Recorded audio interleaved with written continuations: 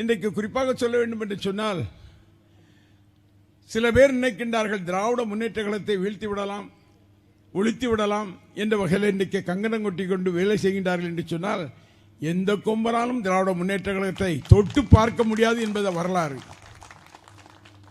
இன்றைக்கு குறிப்பாக சொல்ல வேண்டும் என்று சொன்னால், திராவிட முன்னேற்ற கழகத்திலே இளைஞர் கூட்டம் அதிகமாக இருக்கின்றது, மகளிர் கூட்டம் அதிகமாக இருக்கின்றது.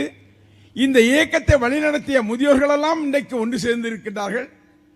இப்படி இருக்கின்ற போது திராவிட முன்னேற்ற கழகத்தை அசைத்து பார்க்கலாம் என்று நினைத்தால் அசைத்து பார்க்க முடியாது, ஒழிக்கும் பார்க்க முடியாது என்ற வரலாறை படைக்கப் போகின்றோம். நான் எப்பொழுதும் சொல்வேன், இன்னும் 6 மாத காலத்தில் திராவிட முன்னேற்ற கழகத்தினுடைய ஆட்சி தமிழகத்திலே மலரும். நான் சொல்வதை புரிந்தால் புரிந்து கொள்ளட்டும், தெரிந்தால் தெரிந்து கொள்ளட்டும். நேற்றைய தினம் பெருந்தலைவர் காமராஜ் அவர்களுடைய பிறந்த விழாவிலே தூத்துக்குடியிலே மாலை அணிவித்தேன். அங்கே பத்திரிகையாளர்கள்லாம் கேள்வி கேட்டார்கள். கேள்வி கேட்கின்ற போது, இங்கே தவகவுடைய சட்டமன்ற உறுப்பினர்களெல்லாம் நீங்கள் அழைக்கின்றீர்கள், கூப்பிடுகின்றீர்கள் என்று சொல்கின்றார்கள், உங்கள் கட்சி கூப்பிடுகின்றது என்று சொன்னார்கள். நான் சொன்னேன், அதுவல்ல, இன்றைக்கு தவகவுடைய எம்எல்ஏக்கள்லாம் எப்போ ஓடலான்னு காத்திருக்கான், அதை தடுக்கிறதுக்காக எங்களை காட்டி அவனை பயமுறுத்துறான். இதுதான் எங்களை பிடிக்கிற மாதிரி பிடிச்சா அவன் பயந்து இருப்பான். உங்க சிறுவனத்தின் சட்டமன்ற உறுப்பினர் எப்படி சட்டமன்ற உறுப்பினர்? இங்கு இருந்த பழைய சட்டமன்ற உறுப்பினர்களாம் எப்படி இருந்தார்கள்? இன்றைக்கு ஒரு சட்டமன்ற உறுப்பினர் வந்திருக்கின்றார். அவர் என்ன செய்கிறார் தெரியுமா? அவருடைய தொழில் என்ன தெரியுமா? லாட்டரி, கள்ள லாட்டரி, கஞ்சா, இது போல தொழில் செய்கின்றவர் இன்றைக்கு சட்டமன்ற உறுப்பினர் வந்திருக்காரு.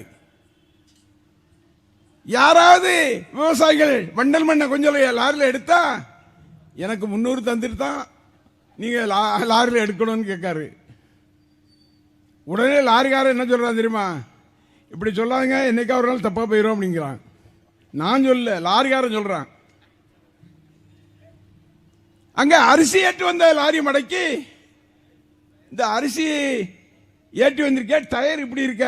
யாரப்பா இது? ஒரு எம்எல்ஏ கேட்கிற கேள்வியை பத்தியெல்லாம் டயரை பார்க்கிறாரு, குனிஞ்சு குனிஞ்சு டயரை பார்க்காரு. அவனுக்கு என்ன காரணம் தெரியுமா? எதுலையாவது பணம் பார்க்கணுங்கிற துடிப்பா இருக்காரு.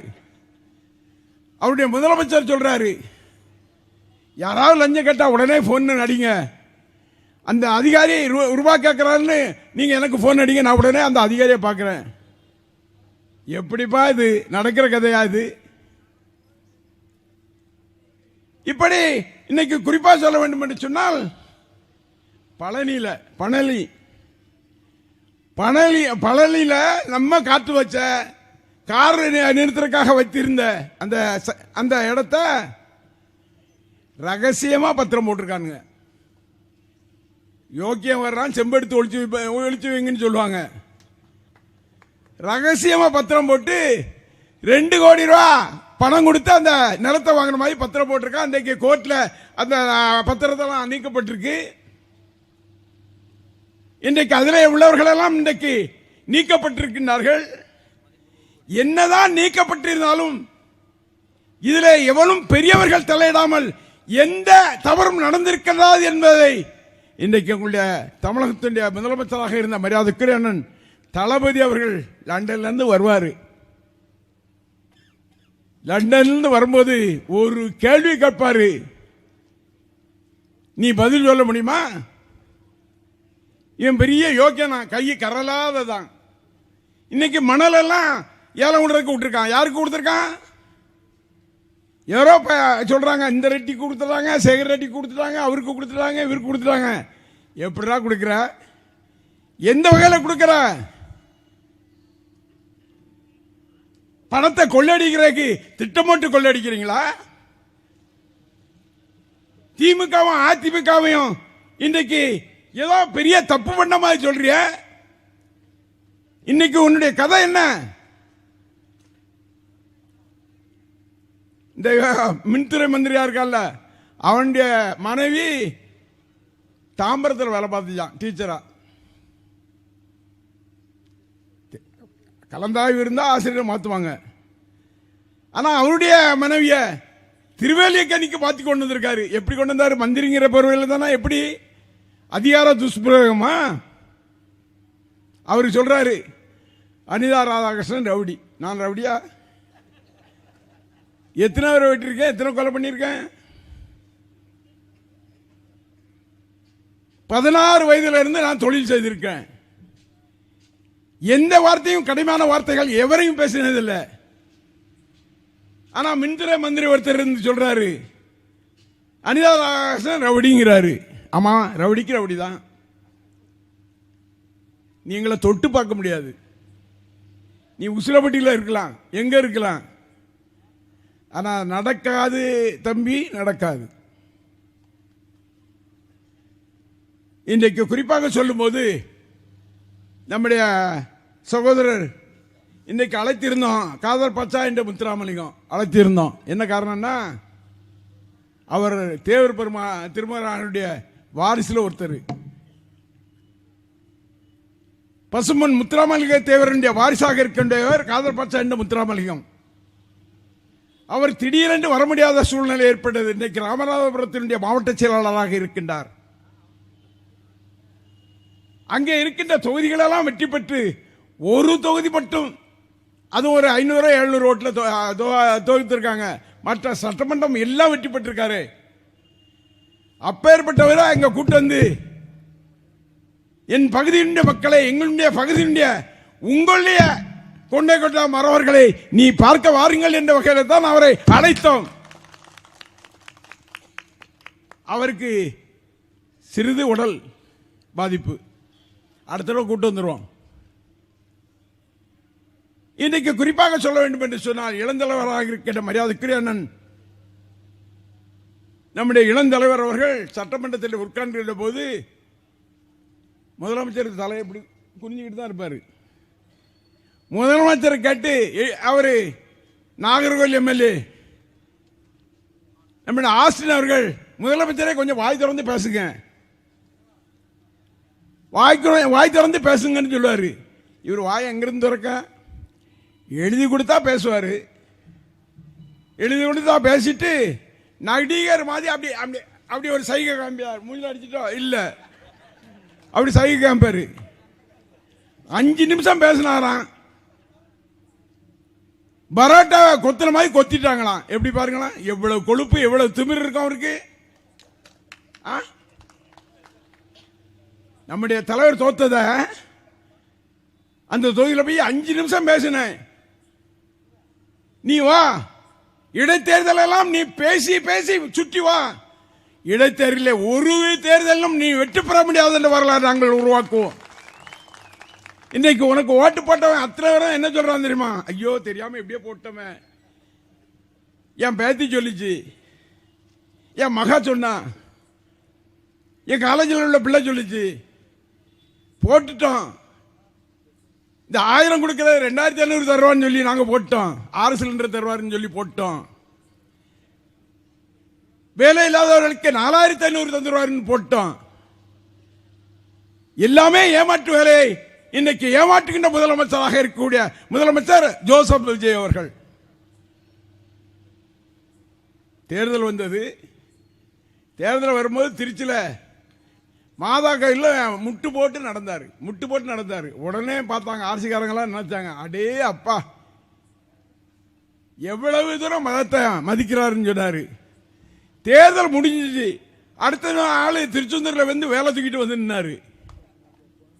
அதுக்கு முன்னால வந்து நின்னா தப்பா போயிடுன்னு சொல்லி தேர்தல் முடிஞ்ச பிறகு வந்திருக்காரு.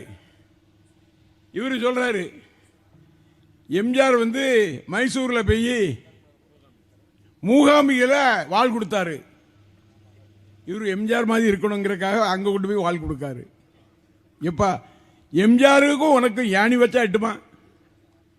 அவருடைய வரலாறு என்ன? அவர் எத்தனை ஏழைகளுக்கு உதவினார்? இன்றைக்கு திராவிட முன்னேற்ற கழகத்தில் தலைவராக இருக்கின்றவர்கள் கூட அவருடைய உதவியை பெற்றவர்களாகத்தான் இருந்திருக்கின்றார். அன்றைக்கு கடுமையான பண நெருக்கடியில் எங்கள் தங்கம் என்ற படத்தை நடித்து கொடுத்து வலு சேர்த்தவர் எம்ஜிஆர் அல்லவா? நான் கேட்கிறேன், ஜோசப் விஜய் அவர்களே, நீங்கள் எந்த மக்களுக்காக, எந்த மாணவனுக்காக, எந்த ரிக்ஷாக்காரர்களுக்காக, எந்த தொழிலாளிக்காக ஏதாவது செய்திருக்கின்றீர்களா? தமிழ்நாட்டில் என்ன செய்திருக்கீங்க? எதை வைத்து நீங்கள் மக்களை நம்புகிறீர்கள்? பெண்களுக்கு ஏதாவது உதவி செய்திருக்கீங்களா? என்னுடைய தலைவராக இருக்கின்ற அண்ணன் தளபதி மு.க. ஸ்டாலின் அவர்கள் என்னென்ன உதவிகள் எல்லாம் ஏழை எளிய மக்களுக்கு செய்திருக்கின்றார். எங்களுடைய முத்தமிழறிஞர் தலைவர் கலைஞர் அவர்கள் என்னென்னலாம் செய்திருக்கின்றார்கள். நீ ஒரு பிட்டு செய்யாம சினிமாவில் ஒரு ஆட்டத்தை போட்டு ஒரு டைரக்ஷன் கொடுத்து இப்படி சொல்றான் பாருங்க, 5 நிமிஷம் பேசினா குத்து பரோட்டா பண்ணிட்டாராம். அட பாவி, நீ போய் எங்க தலைவர் அப்படி சொல்ற. இன்னைக்கு என்ன சொல்றான்னு தெரியுமா? குதிரை பேரம், குதிரை பேரம், குதிரை பேரம். இன்னைக்கு என்ன பண்ணாரு தெரியுமா? அதிமுக இருந்து 23 சட்டமன்ற உறுப்பினரை கூப்பிட்டு அவங்களுக்கு சால்வெல்லாம் போட்டு, நீங்க சட்டமன்ற உறுப்பினராக இருந்தால் ராஜினாமா செய்துட்டு எங்கிட்ட சேர்ந்துருங்க, நான் உங்களை ஜெயிக்க வச்சிடுறேன், உங்களுக்கு பணத்தை வாங்கிடுங்கன்னு சொல்ற குதிரை பேரம் நாங்களா பண்றோம்? திமுகவா பண்ணுது? இன்றைக்கு அதிமுகவை அழித்து விடலாம் என்று நீ நினைத்தால் என்று சொன்னால் அது நடக்காது. ஏனென்று சொன்னால் அந்த இயக்கம் எம்ஜிஆர் அவர்கள், மரியாதைக்குரிய புரட்சி தலைவி அம்மா அவர்களால் உருவாக்கப்பட்ட இயக்கம். தலைவன் ஓடலாம், எங்க வேணாலும் ஓடுவான், ஆனா தொண்டை அதிலே இருப்பான். தொண்டை பார்த்துக்கிட்டே இருப்பான். எவனை ஒழித்தா சரியா இருக்குங்கிற அவனுக்கு தெரியும். அவன் எங்களோடு உடனடியாக கைகோர்ப்பான். அந்த தொண்டன் எங்களோடு கைகோர்ப்பான். ஏனென்று சொன்னால் ஜோசப் விஜய் அவர்களே, அதிமுக அழிக்க பார்க்கிறீர்களா? அதிமுக ஒழிக்க பார்க்கிறீங்களா? ஒழிக்க முடியாது. திராவிட இயக்கத்தை எந்த கொம்பனாலும் அசைக்க முடியாது.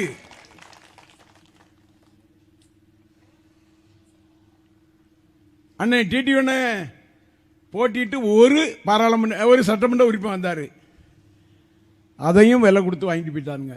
அட பாவிகளா, இன்னைக்கு குதிரை பேரம் குதிரை பேரன்னு பேசுறிய. என்ன குதிரை பேரம்?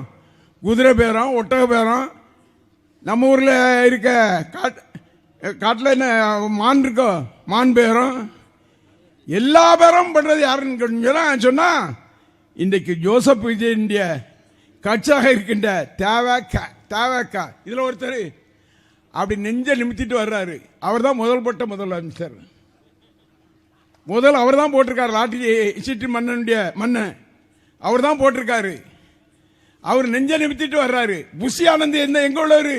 பாண்டிச்சேரிக்காரரு. இங்க வந்து உட்கார்ந்து இருந்துகிட்டு நான் தான் புஷி, எந்த கேள்வி கேட்டாலும் பதில் சொல்ல தெரியாது.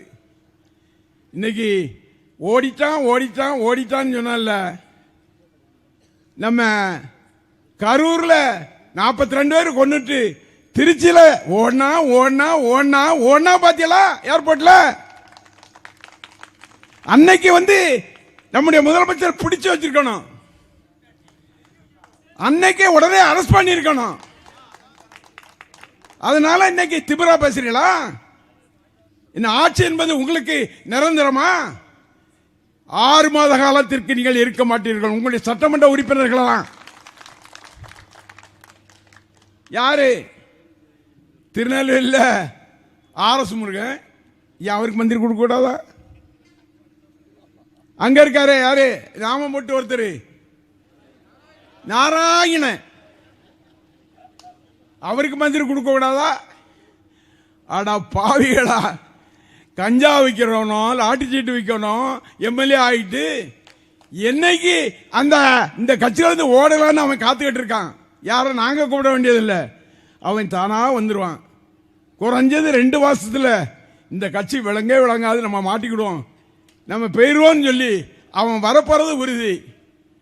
அந்த வகையிலே 6 மாதத்தில் ஆட்சி மாற்றம் இருக்கின்றது.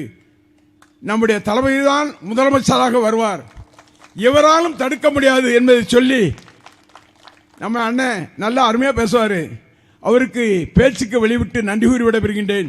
நன்றி, வணக்கம்.